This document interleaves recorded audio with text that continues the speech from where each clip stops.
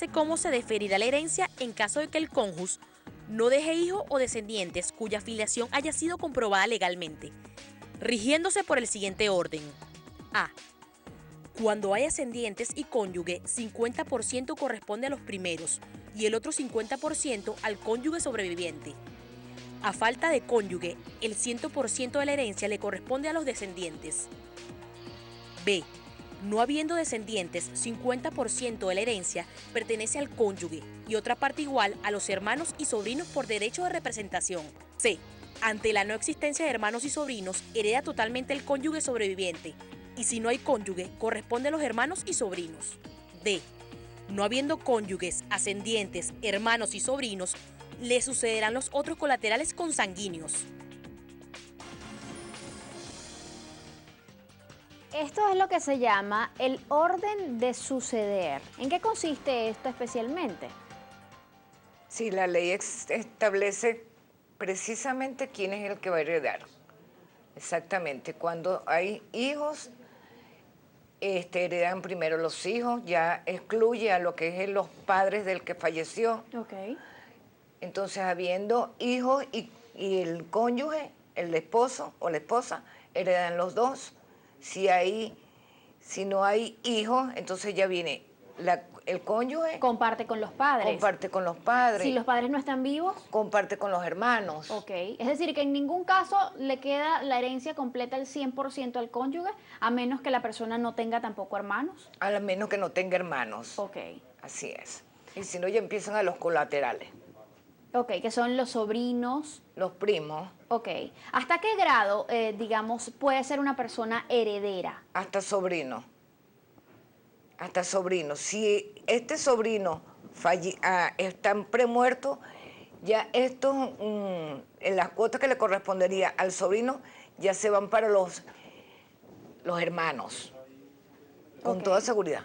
¿Qué pasa cuando la persona que fallece tuvo un hijo que falleció primero, pero le dejó nietos? Exacto. El nieto entra en representación del hijo que falleció. Del hijo premuerto, sí.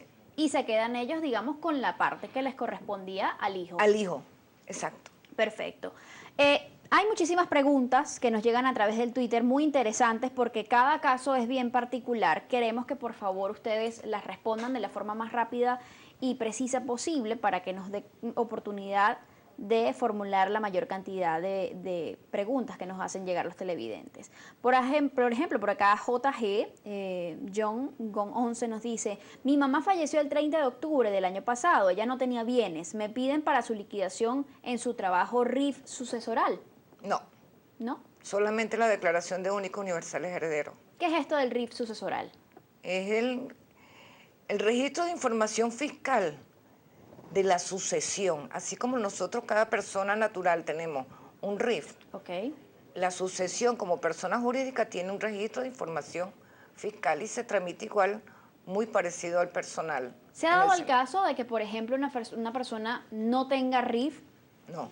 Y vaya a querer tramitar su RIF sucesoral y no lo pueda hacer por esto? No. No. Es imposible que ocurra eso. Olga L. nos dice: buen día, ¿qué sucede cuando la propiedad del fallecido no está registrada? ¿Qué hay que hacer allí?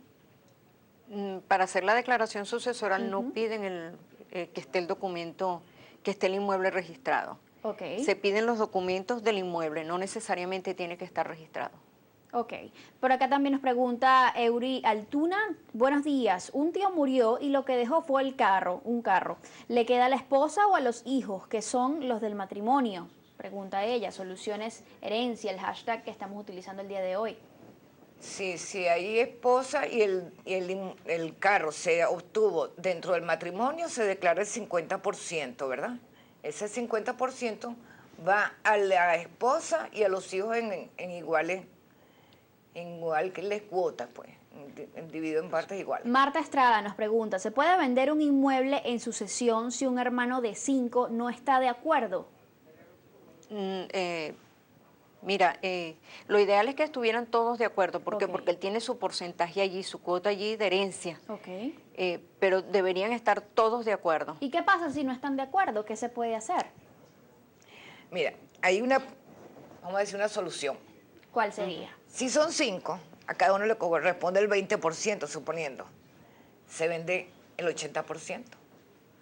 Ahora, el caso está quién compra el 80% de un inmueble. Claro, porque tendrías que dividir el inmueble. No se divide, no se puede ¿Y cómo dividir. lo haces en ese caso? No, cada uno vende su 20% de los derechos. Son unos derechos que se venden, no es lo físico del Es decir, inmueble. que este hermano que no está de acuerdo podría comprar el 80% del Sí, inmueble. también, claro.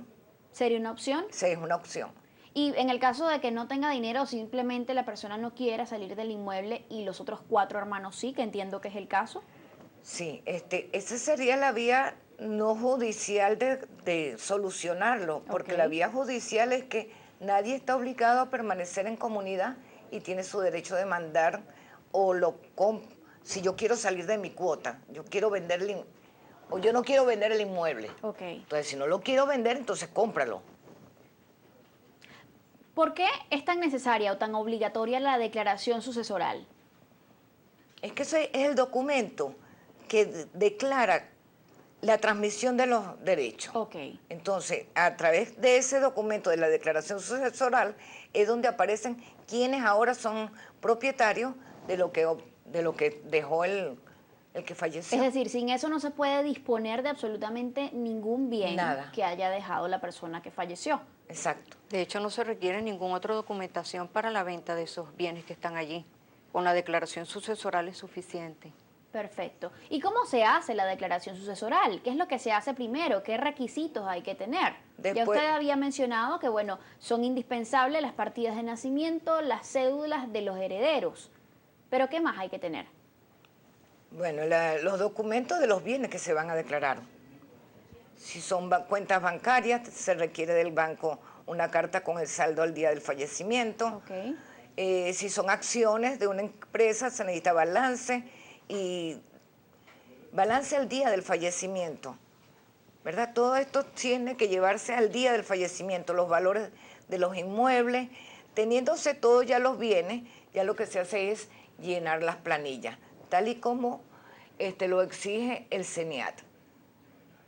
Ahora, también hablamos de que para hacer la declaración hay que tramitar el RIF sucesoral. ¿Eso se Sí. tramita también vía electrónica? También.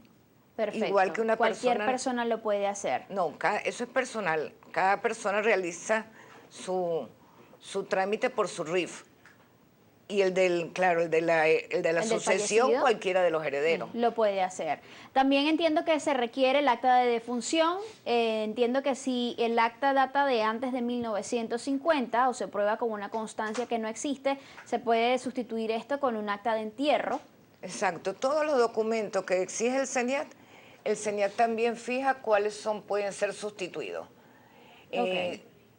Ocurre todavía que gente que falleció antes del 50 y no se le ubica su acta de defunción. Se extravió, se quemó, entonces el CENIAT acepta el acta de entierro. Ok. Ese sería uno de los documentos que se pueden sustituir. Si no se tiene la partida de nacimiento de uno de los herederos porque son muy mayores, la datos filiatorios expedidos por el SAIME. Ok. Hay también que presentar el acta de matrimonio, ya ustedes lo decían, o en su variante, una declaratoria de concubinato que debe ser expedida por un juzgado. Este Sí. es el trámite que muchas veces se tarda de 6 meses a 1 año aproximadamente, dependiendo si hay o no hay hijos, de Exacto. la cantidad de pruebas que además tenga el concubino sobreviviente, la sentencia de divorcio en el caso que pues rece, las actas de defunción del cónyuge o herederos premuertos también es otro Sí, de los requisitos. indispensable.